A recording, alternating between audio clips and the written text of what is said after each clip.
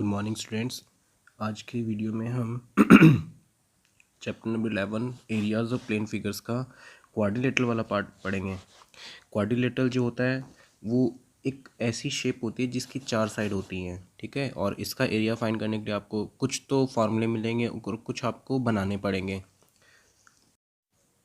जैसे सबसे पहले एक नॉर्मल क्वाड्रिलेटरल का एरिया निकालने के लिए एक फार्मूला, जैसे जब क्वाड्रिलेटरल ऐसी शेप में दिया हो, जब क्वाड्रिलेटरल का हमें डायगोनल दिया हो, AC डायगोनल दिया हो और हमें उस डायगोनल पे बनने वाले परपेंडिकुलर दिए हों, परपेंडिकुलर यानी जो 90 डिग्री एंगल बनाए, तो तब हमें ये फार्मूला काम में लेना है। इसका फार्मूला क्या है? Half multiply by diagonal multiply by sum of perpendiculars.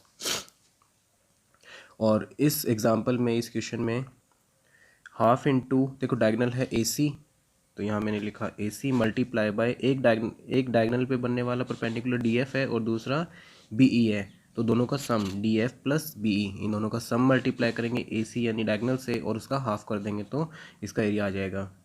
Second type का क्वाड्रिलेटरल है पैरेललोग्राम। पैरेललोग्राम का एरिया निकालना बहुत ईजी है, सिंपल सा एक फॉर्मूला है। फॉर्मूला क्या है? बेस मल्टीप्लाई बाय हाइट, यानी उस क्वाड्रिलेटरल जो कि पैरेललोग्राम है उसका बेस यानी AB एंड हाइट DE, इन दोनों को मल्टीप्लाई करेंगे तो इसका एरिया आ जाएगा। थर्ड जो यहाँ टाइप बनता है वो क्या होता है? Area of quadrilateral whose sides and diagonal are given. ऐसा क्वाड्रिलेटरल जिसकी हमें साइड्स की लेंथ दी हो और डायगोनल की लेंथ दी हो, तो उस कंडीशन में क्वाड्रिलेटरल का एरिया कैसे फाइंड करेंगे?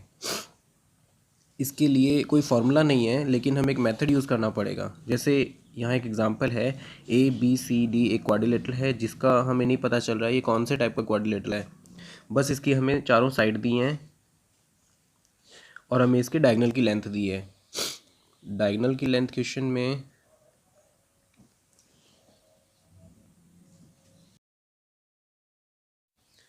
15 सेंटीमीटर डायगोनल की लेंथ है क्वेश्चन में, ठीक है।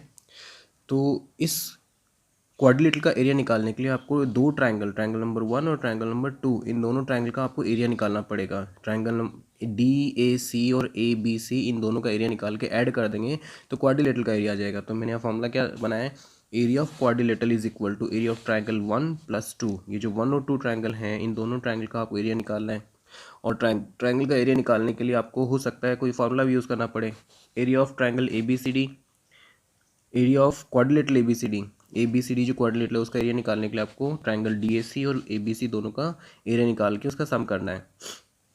इसके लिए हम हीरोन्स फार्मूला यूज़ कर सकते हैं, क्योंकि हमें साइड गिवन है। और याद करो, जब हमें ट्रायंगल की तीनों साइड गिवन होती है तो हम हीरोन्स फार्मूला से क्वेश्चन में एरिया फाइंड कर सकते हैं।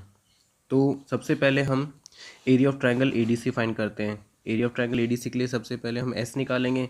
S के लिए हमें तीनों जो उसकी साइड थी उनका सम और डिवाइडेड बाय 2 करेंगे। 9 प्लस 15 प्लस 12, देखो 9 प्लस 15 प्लस 12, ये इसकी तीन साइड हैं, इन तीनों साइड का सम करके डिवाइड कर देंगे 2 से, तो इसका आ जाएगा सेमी पेरीमीटर S। और उस S को हम यूज़ करेंगे हीरोन्स फार्मूला में।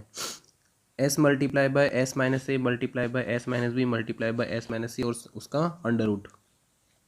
S की वैल्यू थी 18, 18 में से 9 सब्ट्रैक्ट करेंगे, 18 में से 15 सब्ट्रैक्ट करेंगे, 18 में से 12 सब्ट्रैक्ट करेंगे। 18 multiply by 9 multiply by 3 multiply bye 6।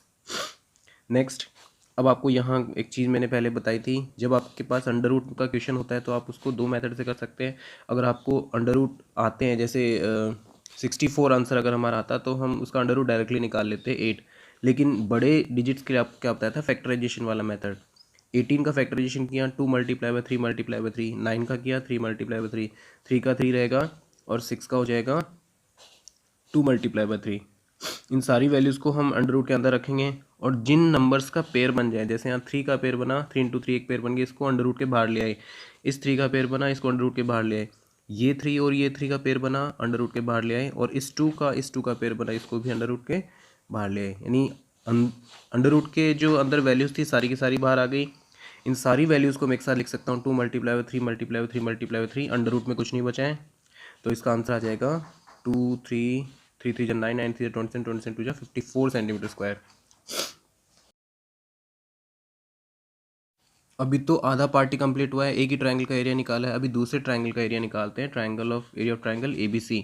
इसमें भी हमें सबसे पहले एस फाइंड करना पड़ेगा, सेमी पेरीमीटर।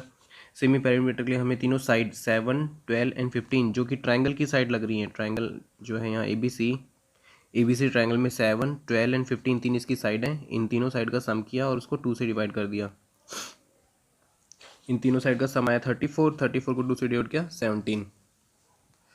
फिर फॉर्मूले में वैल्यू पुट की, s multiply by s minus a multiply by s minus b multiply by s minus c. Under root में वैल्यूज रखेंगे सारी। s की वैल्यू है 17, 17 मल्टीप्लाई बाय 17 माइनस 7, 17 माइनस 12 और 17 माइनस 15, ये इसकी तीनों साइड थी ABC।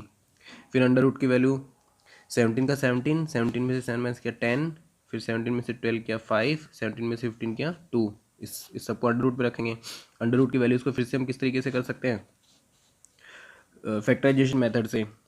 17 का 17 रहेगा, 10 का हो जाएगा 5 मल्टीप्लाई बाय 2, 5 का 5 रहेगा और 2 का 2 रहेगा। इन सारी वैल्यूज़ को अंडर रूट में रखने के बाद पेयर देखे जाएंगे। जैसे 5 का इस 5 के साथ पेयर बन रहा है तो ये अंडर रूट के बाहर आ जाएगा, इस 2 का इस 2 के साथ बन रहा है तो ये बाहर आ जाएगा। फिर बचा लास्ट में 17 का पेयर नहीं बना तो वो अंडर रूट के अंदर रह जाएगा। तो बाहर क्या बचा, 5 इंटू 2 10, 10 रूट 17 सेंटीमीटर स्क्वायर। लेकिन 10 रूट 17 को पूरी तरह से सॉल्व करेंगे तो अंडर रूट 17 की वैल्यू होती है 4.12 और इसे हम 10 से मल्टीप्लाई कराएंगे तो आंसर आएगा 41.2 सेंटीमीटर स्क्वायर। अब सारे क्वाड्रिलेटरल का एरिया ABCD का एरिया कैसे फाइंड करेंगे, दोनों ट्रायंगल के एरिया को ऐड कर देंगे। 54 और 41.2 दोनों को ऐड किया तो 95.2 सेंटीमीटर स्क्वायर। कुछ क्वाड्रिलेटरल्स के आपको फॉर्मूले याद करने पड़ेंगे और उन फॉर्मूले की हेल्प से आप क्वेश्चन को सॉल्व कर सकते हैं। जैसे ये आपको इस क्लास में बताने की ज़रूरत नहीं है कि एरिया ऑफ रेक्टेंगल क्या होता है, क्योंकि रेक्टेंगल भी एक क्वाड्रिलेटरल होता है। Area of rectangle is equal to, आपको इसका फॉर्मूला याद रखना पड़ेगा, L मल्टीप्लाई बाई B। शायद हमने ट्राइंगल वाले पार्ट में भी इसका जिक्र किया था। और सेकंड आपको एरिया ऑफ स्क्वायर स्क्वायर का एरिया भी आपको अब तक आना चाहिए। एरिया ऑफ स्क्वायर होता है साइड मल्टीप्लाई बाय साइड जो कि हो जाता है साइड स्क्वायर। अब दो और शेप हमारे पास बची हैं जिनका हम एरिया फाइंड करने के लिए फॉर्मूला ही याद करेंगे, area of rhombus area of rhombus के लिए भी आपको फॉर्मूला याद करना पड़ेगा। रोम्बस के एरिया का फॉर्मूला होता है half multiply by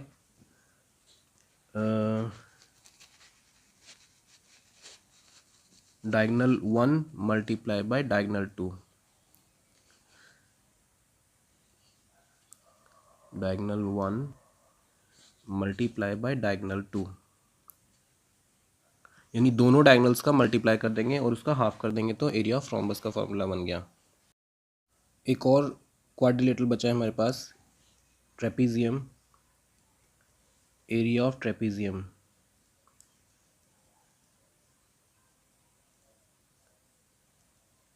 area of trapezium, इसका भी फॉर्मूला कैसे याद रखने के लिए आपको ध्यान रखना है, हाफ मल्टीप्लाई बाय सम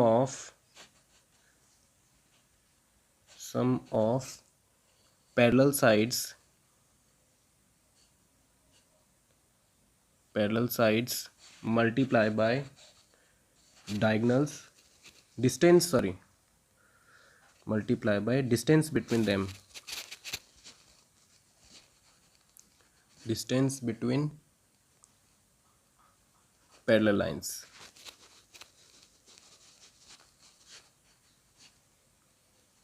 ये है ट्रेपीजियम का एरिया निकालने का फॉर्मूला। अभी रोम्बस और ट्रेपीजियम दोनों के डायग्राम बना के आपको समझाता हूँ मैं।